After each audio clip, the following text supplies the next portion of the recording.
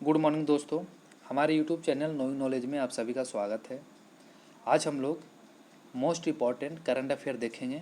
ठीक है, मैं बता दूं कि जो बच्चे यूपीएससी, बीपीएससी, एसएससी या इसके अलावा अदर कम्पिटिटिव एग्ज़ाम की तैयारी करते हैं तो उनके लिए ये मोस्ट इम्पॉर्टेंट करंट अफेयर का वीडियो है। ठीक है, आज हम लोग 21 जुलाई का करंट अफेयर को देखेंगे। और इससे पहले मैं बता दूं कि जो बच्चे हमारे चैनल पे नया आए हैं वो इस चैनल को सब्सक्राइब कर लें ताकि आने वाला वीडियो उनके पास आसानी से अवेलेबल हो सके। तो चलिए मैं सीधे शुरुआत करता हूं। पहला प्रश्न की ओर चलते हैं। पहला प्रश्न है कि दक्षिण चीन सागर में चीन ने किस देश के साथ लाइव फायर एक्सरसाइज युद्धाभ्यास शुरू किया है। ठीक है, तो आपके ऑप्शन है ताइवान, अमेरिका, रूस और पाकिस्तान। जो इसका सही आंसर होगा वो ताइवान हो जाएगा। देखिए, ताइवान का 8,000 सैनिकों ने F-16 फाइटर जेट, और चाइना का बात करें तो उनका स्वदेशी फाइटर जिसका नाम जेट चिंग कुओ ने अपना शक्ति प्रदर्शन किया है। और चाइना की आर्मी ताइवान की आर्मी, नेवी और एयरफोर्स ने अपना ताकत का प्रदर्शन किया है। और वहीं चीन की वन चाइना नीति का भी विरोध किया है। देखिए, अगर मैं बात करूं, ताइवान की राजधानी ताइपे है और वहां के जो राष्ट्रपति है वो साइंग इन बेन है। ठीक है, चलिए अगले प्रश्न की ओर चलते हैं। देखिए, अगला प्रश्न है कि किस राज्य ने भारत की पहली संपर्क रहित कार पार्किंग सेवा शुरू किया है। ठीक है, तो ये आपका जो आंसर हो जाएगा वो हैदराबाद हो जाएगा। देखिए, मैं बात करूं कि हैदराबाद ने जो कोरोना महामारी के मद्देनज़र रखते हुए भारत की पहली पूरी तरह से संपर्क रहित एयरपोर्ट कार पार्किंग की शुरुआत किया गया है। देखिए, जो एनपीसीआई है, जो एनपीसीआई जिसे एयरपोर्ट प्राधिकरण ने अपने नेशनल इलेक्ट्रॉनिक्स टोल कलेक्शन, ठीक है, के साथ कार पार्किंग को नेशनल पेमेंट्स कॉरपोरेशन ऑफ के साथ बढ़ावा दिया है। जैसे कि हम लोग अभी देखते हुए कि टोल टैक्स पे जो फास्टैग का जो अभी यूज किया गया है, तो उसी तरह ये भी फास्टैग के रूप में यूज किया जाएगा। जहाँ तक बात करें कि national payments corporation of India जिसे एनपीसीआई कहते हैं, उसका पाल है जो आरबीआई और भारतीय बैंक का संघ की है। उसका जो कार्य होता है वो खुदरा भुगतान और निपटान प्रणाली का संचालन करता है। और फास्टैग की भी यहाँ पे मैं कुछ बात कर लेता हूँ। ये एक ऐसा उपकरण होता है जो वाहन के सामने वाले कांच पे लगाया जाता है और इसमें रेडियो फ्रीक्वेंसी और आइडेंटिफिकेशन लगा होता है, जिससे आपको ऑटोमेटिक रूप से, अगर वो किसी तरह से बैरियर लगा होता है तो आप देखते होंगे कि बैरियर वो अपने ऑटोमेटिक रूप से वो खुल जाता है और आप आसानी से पार हो जाते हैं। ठीक है, चलिए अगले प्रश्न की ओर चलते हैं। देखिए, अगला प्रश्न है कि हाल ही में USA India business council global award 2020 से किसे नवाजा गया है। ठीक है, तो ये आपका है जो नटराजन चंद्रशेखरन जी है। देखिए, मैं बात करूं कि नटराजन चंद्रशेखरन ये टाटा समूह के चेयरमैन है। और एक आदमी और है जिन्हें नवाजा गया है, वो है जिम ताई कलेक्ट। ये दोनों को US India business council global award से नवाजा गया है। और जहाँ नटराजन चंद्रशेखरन ये टाटा की तरफ से हैं और जिन ताई है जो ये लॉकहीड मार्टिन के सीईओ है।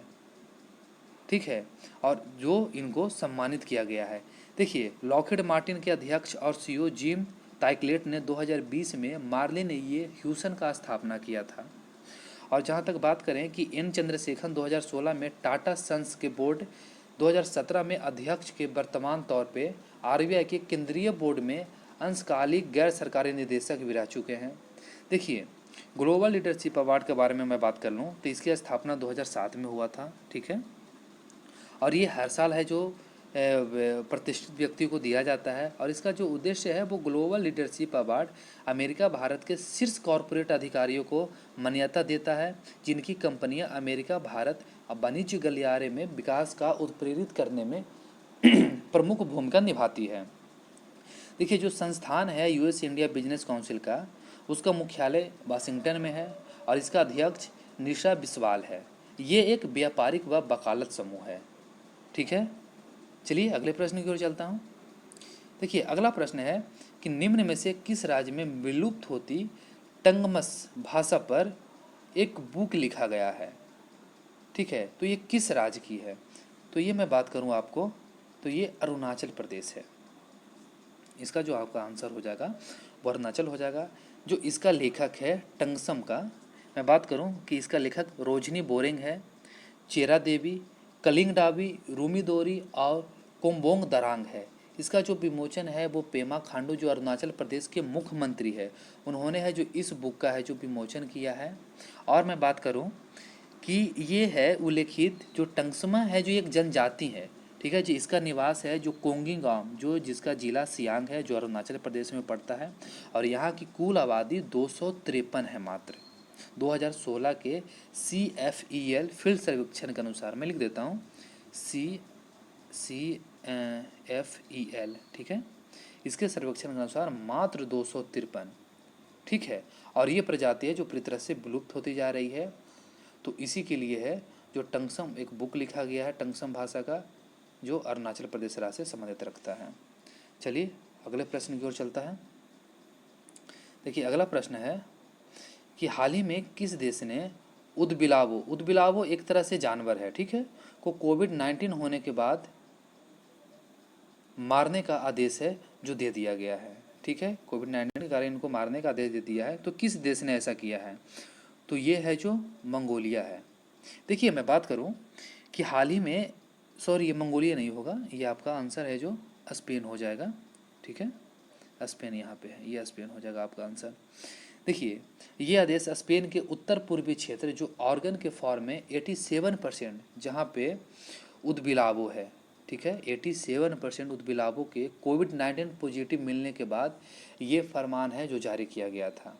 और इसीलिए सरकार ने ऑर्गन के फॉर्म में लगभग 92,700 उदबिलावों को मारने का आदेश दे दिया है।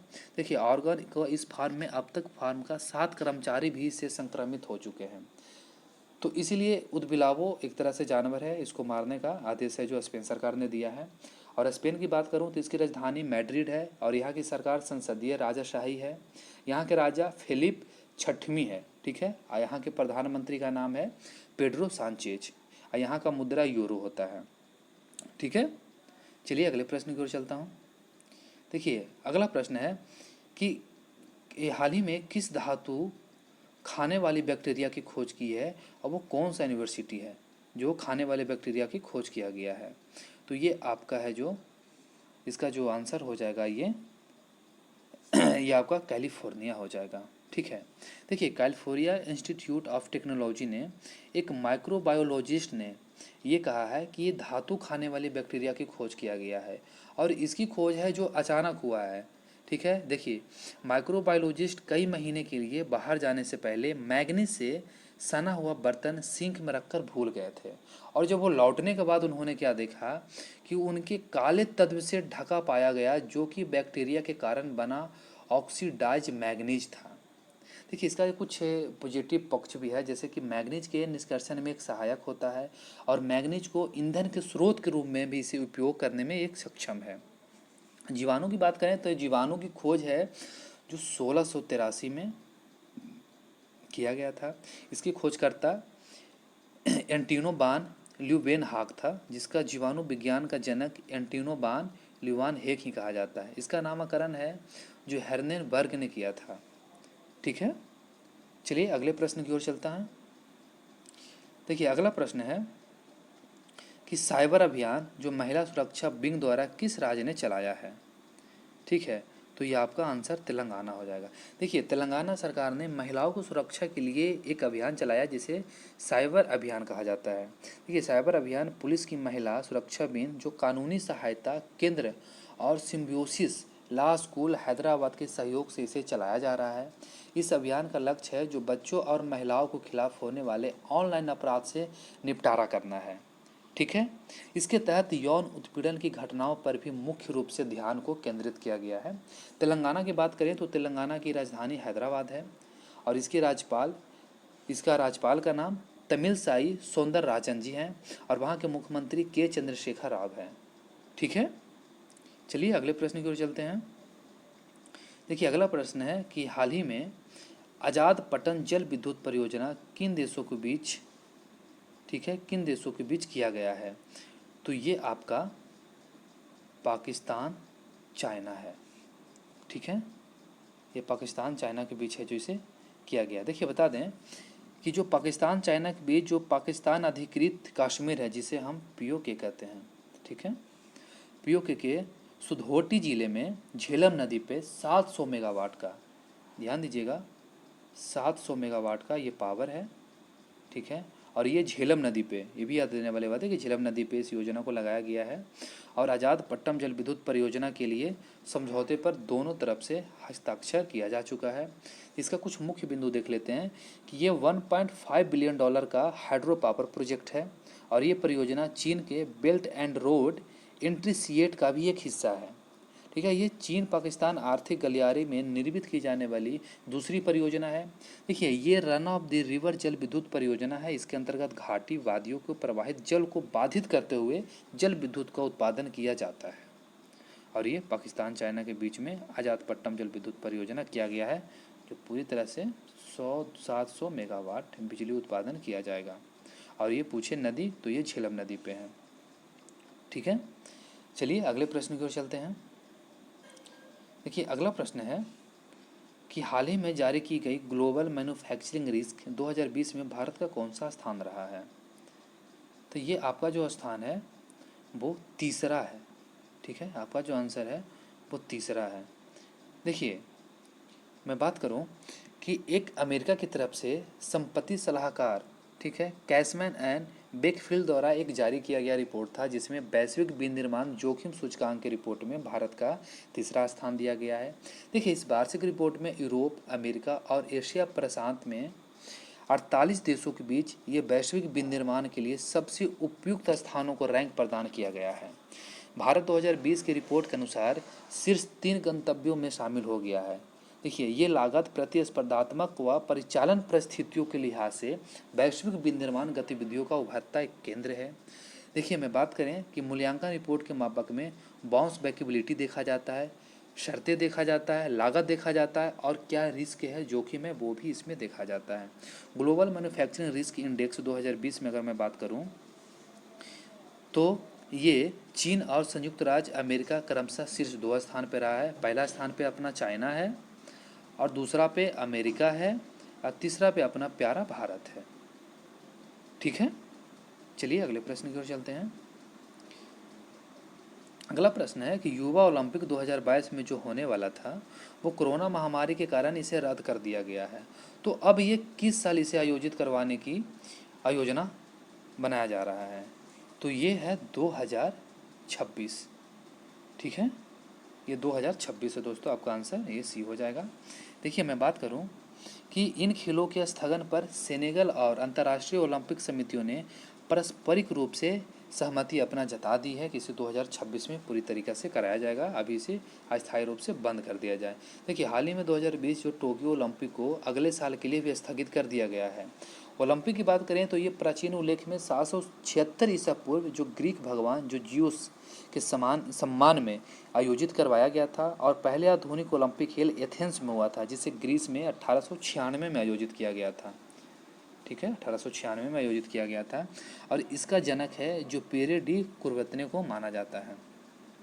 देखिए, अंतर्राष्ट्रीय ओलंपिक समिति की मैं बात करूं तो इसकी स्थापना 1894 में किया गया है। यहाँ मैं लिख देता हूँ, 1894 में किया गया है और इसका मुख्यालय लुसाने जो स्विट्जरलैंड में है और इसका जो अध्यक्ष है वो थॉमस बाक है। आज इतना ही। अगर दोस्तों हमारा वीडियो अगर आप लोग को अच्छा लगता है तो आप हमारे यूट्यूब चैनल को शेयर करें, वीडियो को शेयर करें, इस चैनल को सब्सक्राइब कराएं और जो भी आपका प्रतिक्रियाएं हमें कमेंट बॉक्स में ज़रूर बताएं।